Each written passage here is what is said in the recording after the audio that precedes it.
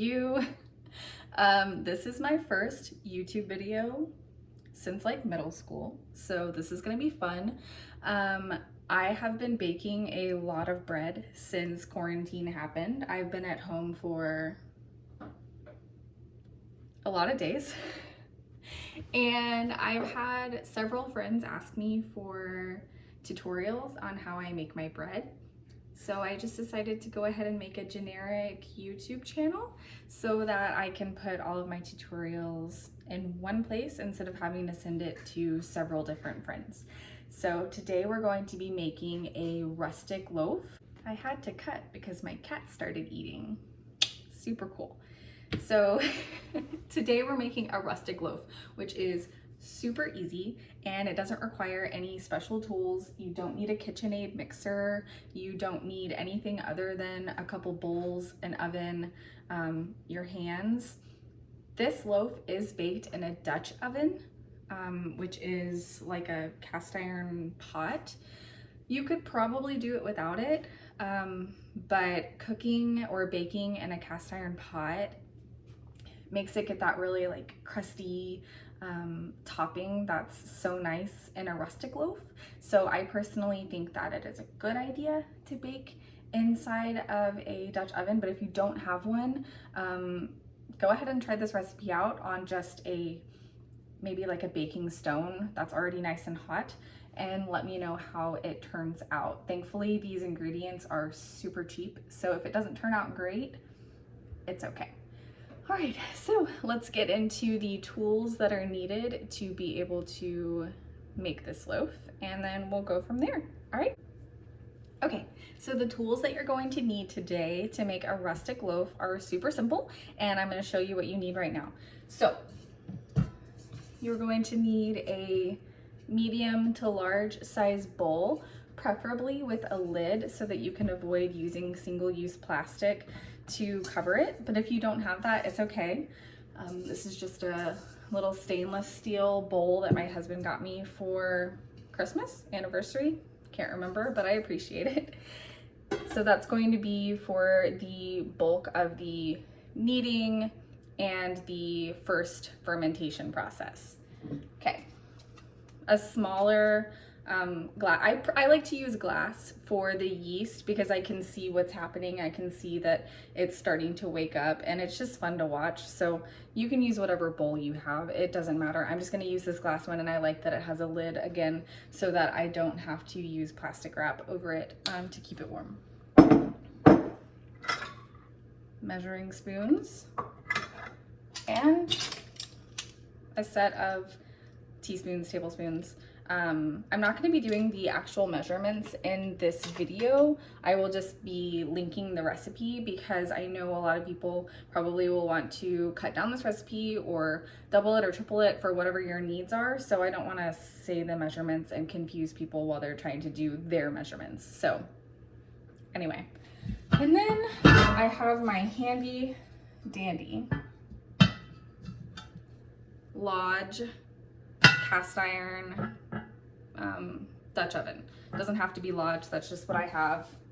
Got it as a wedding gift like over 6 years ago. I love it. It's been through so much, as you can see. It's been it's been very loved. So that is what we're going to be baking our loaf in today. And like I said, I think it's important for the end result, but if you don't have it, you can still make bread. Like, you don't need fancy equipment to make bread. Bread is being made since they had to bake it over a freaking fire, so you're good. Okay, so I'm gonna get my ingredients out and we will get started. So I am back with all of my measured out ingredients. I have my all-purpose flour. You can use bread flour. I haven't been able to find any, so this is just all-purpose flour, and that is okay. We have our warm to hot water, no hotter than 110 degrees. If it's hotter than 110 degrees Fahrenheit, you're going to kill the yeast. So make sure it's the temperature of about just a nice warm bath, okay? We have our active dry yeast.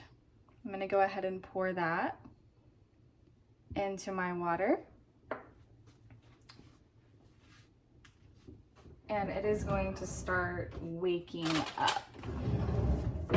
Just gonna give it a little stir. Like I said earlier, I like to use a glass container to wake up my yeast. I think that it lets you see better what is going on.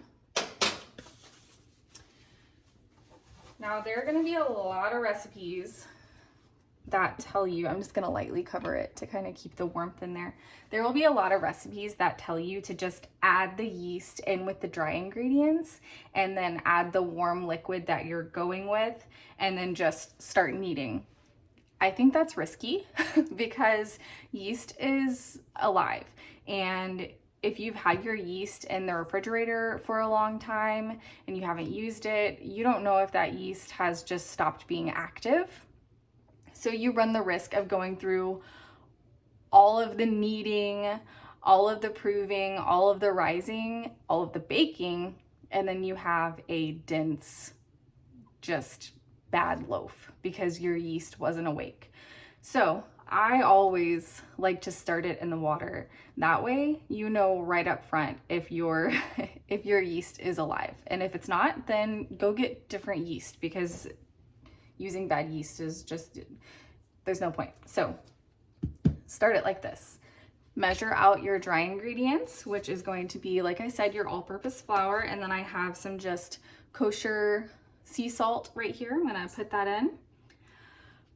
I like more salt than less salt. So feel free to add as much or as little as you'd like. And I'm just gonna use my hands. Like I said, no crazy tools needed. I'm gonna use my hands. I'm just gonna give that a little whirl. Get it mixed up. I don't usually use gloves when it's just for me, but I'm making this loaf for a friend, and with the current global pandemic that's happening, I've been using my kitchen gloves. I actually am a pastry chef by trade, so I was thankfully able to bring home some supplies from the kitchen that is no longer open due to COVID-19. So yeah. For this loaf, I'm sure you're wondering what the heck is going on over here. For this loaf, I am doing a kalamata olive and sun-dried tomato loaf. So while this is waking up, I'm gonna go ahead and just cut these ingredients up so that I can put them into my loaf when the time comes.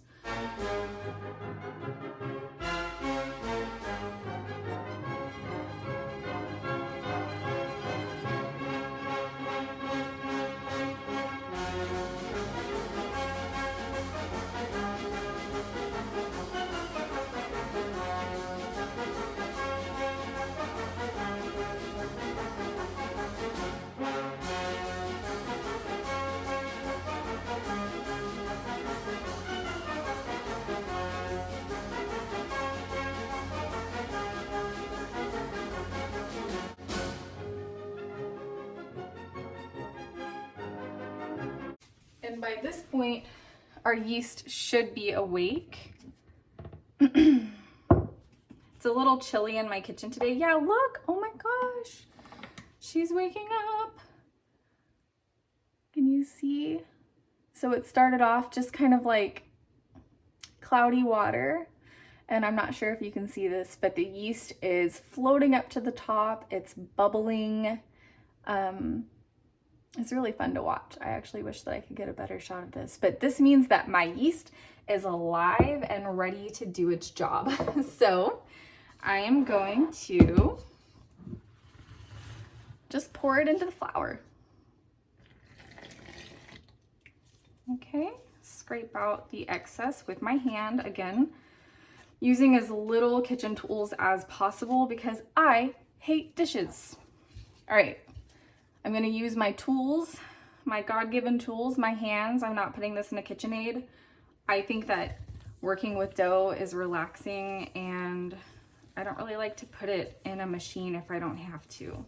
So you see it's gonna start off crumbly, okay? That's totally normal. I'm gonna scrape my hands along the side of the bowl as if I were using like a rubber spatula. I'm gonna scoop my hand underneath and kind of bring up that dry portion I'm gonna fold it over, okay? This is technically a no knead dough, but I really don't think they're actually, I don't think that actually exists. I still like to knead it a bit. I like it to be uniform before it goes into its first bulk fermentation process, because if you have clumpy pieces of flour in there, that's gonna stay and you're gonna end up with that in your end result, and that just does not sound good to me. So I'm just doing a quick knead, nothing crazy. For example, my pizza recipe that I will more than likely do a video on because it's delicious. I have to knead it for 10 minutes. And so if you're like, no, I'm not going to knead for 10 minutes, then you can use, you know, like a stand mixer if you want to. But I personally like to do it by hand. I like to feel what's going on. Okay, so we have our dough. It's relatively uniform. It's still a little rough. That's perfectly acceptable because this is the first fermentation process, or the first rise, or the first prove, whatever you want to call it. It's the first one. So it's not going to be perfect. This is not what we're putting into the oven. It's okay. So I'm going to put this over into my other bowl just for a second. This stuff, I don't love to leave in for the rising process or for the proving process, because I think that gets stuck to the bottom and it just makes it kind of gross to me. So I'm just gonna scrape it out with my hands.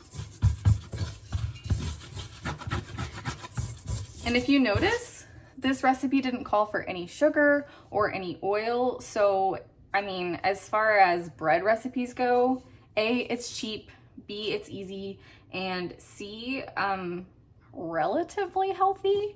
I mean, at least you're not getting a bunch of sugar and oil in with this one. Okay, so I'm gonna go ahead and throw this away. You can't reuse this. It would be pointless. So I'm gonna throw this away.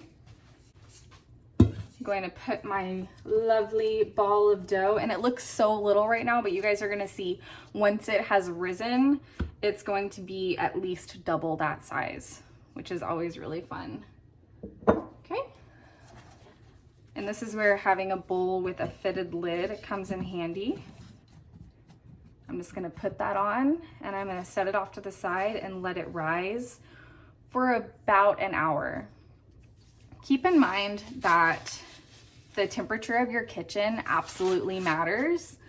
It is, what month is it? Oh my gosh, it's April here in Dallas, Texas. And so it is pretty darn warm. I think it's getting up to 90 today. So this shouldn't take too terribly long to rise. If you're doing this recipe in the winter and your kitchen is cold, like mine is during the winter, turn your oven on to about 200 for maybe 3 minutes. Let it get warm, turn the oven off, put this bad boy in there, close the door, and just let it prove in there. I've done that with great success. Just make sure you turn the oven off. Do not leave it on. You will kill the yeast and like partially bake it in this bowl, and you do not want that. So I'm gonna set her off to the side. We're gonna keep these because as soon as that has doubled in size, it's gonna be nice and soft and loose, and then I'm gonna fold this in. We'll create our ball of dough, and then we will go in for the second proving session, and then we'll bake. So I will see you guys once this guy has doubled in size. Okay, it has been about 1 hour, and we're gonna check on our dough. This is the fun part. Oh my gosh, she is risen. Okay, so as you can, well, maybe you can't actually see, it has doubled in size. It smells amazing, and it has gotten nice and sticky. So that is exactly what we were looking for. I wanted to note that if you like more of like a, I hate to say sourdough because this is not a sourdough recipe. I didn't use sourdough starter, but if you wanted it to have more of like a tangy, yeasty component, you could cut the yeast amount in half and let this cold or room temperature prove overnight, and that will give it that tangy flavor reminiscent of a sourdough. I don't want to offend anyone and say it's a sourdough because it is super duper not, but it just gives it another level of flavor that is amazing. I haven't been able to do that because I don't have the counter space or the containers to do it for the amount that I've been needing to bake, because I'm baking for orders right now from home. Like I said earlier, I am by trade a pastry chef, but am out of work right now due to COVID-19. So I have been chefing from home, which has been super interesting in a tiny apartment kitchen. But that's beside the point. So we're gonna get back to our baking. Okay, so like I said, it's a little sticky right now. If I touch it, my gloves are gonna get a little bit of dough, not a ton, but you see, that's totally fine. This is the part where we're going to add in any additional ingredients that we're wanting to add. So I'm going to put my olives, and then I'm gonna put my tomatoes. I'm not gonna do all the tomato because I cut quite a bit. Well, you know, whatever. Whatever. Who's mad about some extra tomato? Okay, so what I'm gonna do is grab from the bottom, fold over, grab from the bottom, fold over, keep doing it. Okay, we just wanna get those additional ingredients distributed, and by doing the fold over method you should get them evenly distributed. I like how they look on the top initially, like before it's baked, but I have come to find out that if you have too much on top, it ends up burning, and it doesn't end up tasting very good. I end up like picking the burnt bits off the top, so I tend to just prefer to have them mixed inside. So if you have too many that are on top, kind of just like pick them up and stick them in the sides. I know it sounds silly because it looks so pretty initially, but I don't know. But if you're like my husband and you don't mind crispy charred bits, then keep them on top, whatever you want to do. I don't care. Okay, I'm gonna get just a little additional flour because it's just a little sticky for my liking, and I personally like the way that flour looks when it's been put on after the fact and kind of baked. It gives it just like a nice, I don't know, rustic look, which is what we're doing. We're doing a rustic loaf. Okay, don't throw away this bowl yet. We're gonna use it for the second proving. I have just regular parchment paper, not wax paper. Do not use wax paper. It will melt. Oh, this is loud, sorry. Okay. Push that down. And then we're gonna take our lovely little loaf, tuck it away.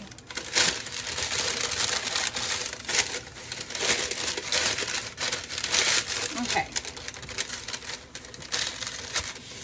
It's like tucking it into bed. She's safe in her covers. We're gonna cover this again.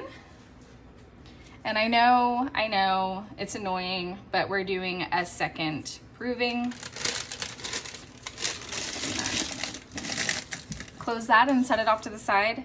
This portion should only take about 20 minutes.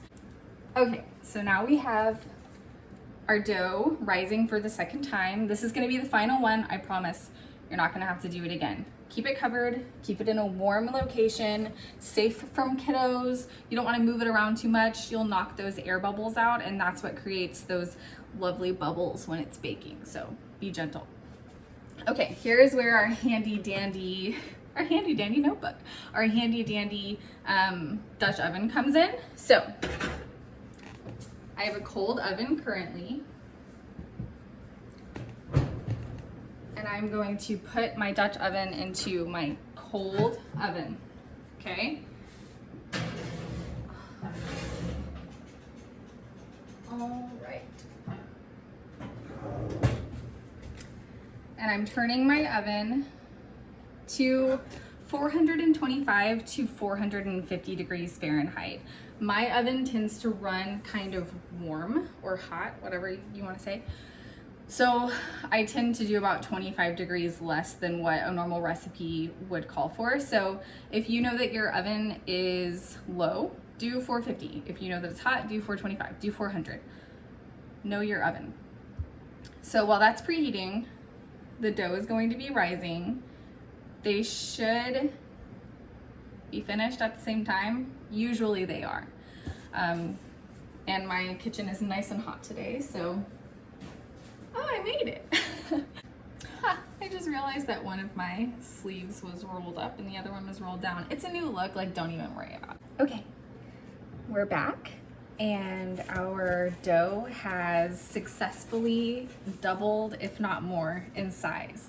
So I'm gonna show you guys what that looks like. And my oven has preheated, it's ready to go. My Dutch oven is nice and hot. So this is the fun, but also dangerous part. So if kiddos are helping you in the kitchen today, maybe this is the portion where they should be hands off because Dutch ovens are heavy. They are in a 450 degree oven, not safe. So parents, nannies, guardians, whatever the heck you are, don't let your kiddos do this portion. It's a little risky. Okay, so let me show you our dough.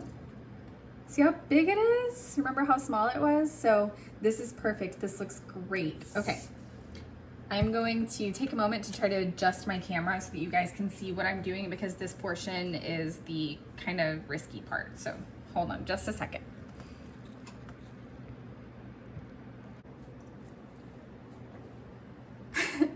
Hey, okay, so we have our dough. It's risen. She looks great. I'm gonna get my oven mitts. Okay, whew, that is a hot oven. Okay, I'm going to carefully remove my hot Dutch oven. It is important for your Dutch oven to be preheated. Do not skip this step. Same if you're using a baking stone. Put it in when it's cold and heat it up. Okay, this is hot. Be careful. What I'm going to do, I'm going to lift my dough using the parchment paper. That is why the parchment paper is important. Lifting it up.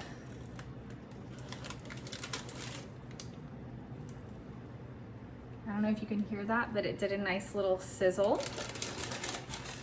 Okay. Oven mitts back on. It's so easy to forget to put your oven mitts on. I would be lying if I said I've never grabbed the top of this Dutch oven while it's hot because I forgot to put my mitts back on. Okay, it's covered. We're putting it back in our oven to bake. I'm gonna set my timer. The first go is about 20 minutes. All right, so I'll let you guys see what it looks like. Here. Hi. I'll let you guys see what it looks like after the first 20 minutes. It will be like a light golden color, very light. And then we'll take the lid off and bake for another 5-ish minutes and get it nice and golden brown, if not dark golden brown on top. Give it that really nice crusty top. So I guess I will see you guys in about 20 minutes. In the meantime, I am going to make some vanilla batter for coffee cake loaves. Our timer is about to go off, which means I get to show you guys what it looks like after 20 minutes. So that's exciting. And we are just going to wait the 13 seconds that are on my timer. And then we're going to check out our loaf. I made it again. Ballin'. Oh, okay.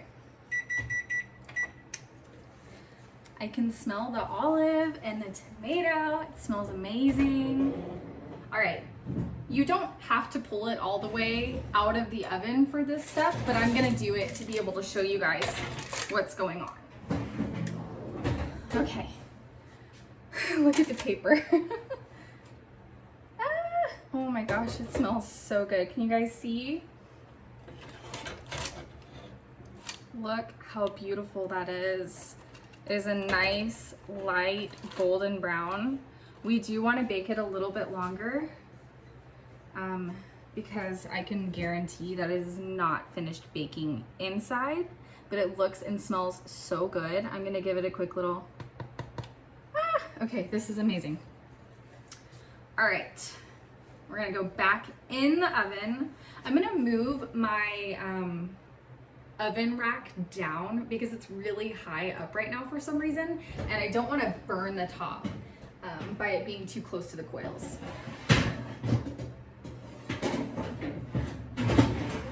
I put it on a little lower than middle. So we're gonna put it back in.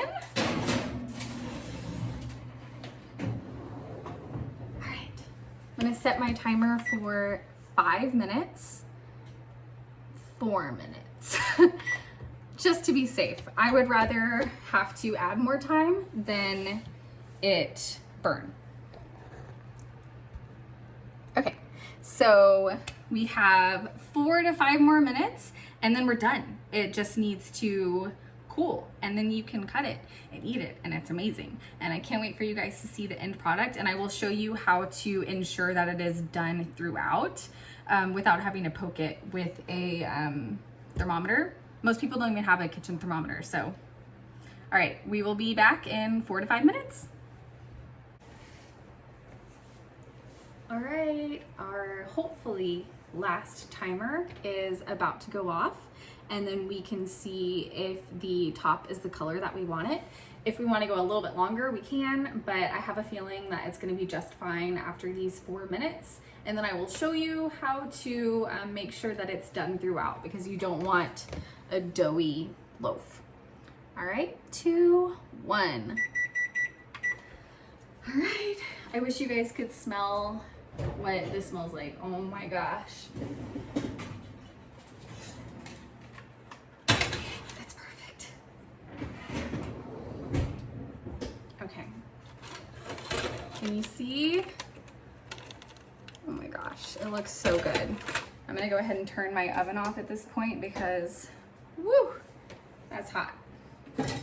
Okay, now I wanna show you a really easy way to know if your loaf is done. During the baking, you should have gotten a lot of bubbles, and you can tell that it is done by carefully picking up from the parchment paper. Okay, I'm not actually touching the loaf. What I'm gonna do is use the parchment paper, turn it this way, bottom. Let's listen.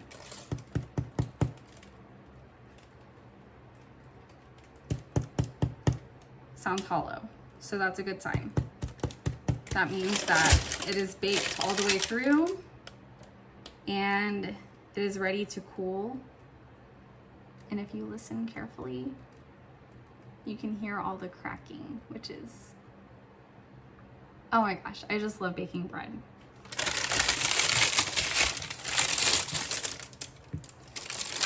This is what I was talking about.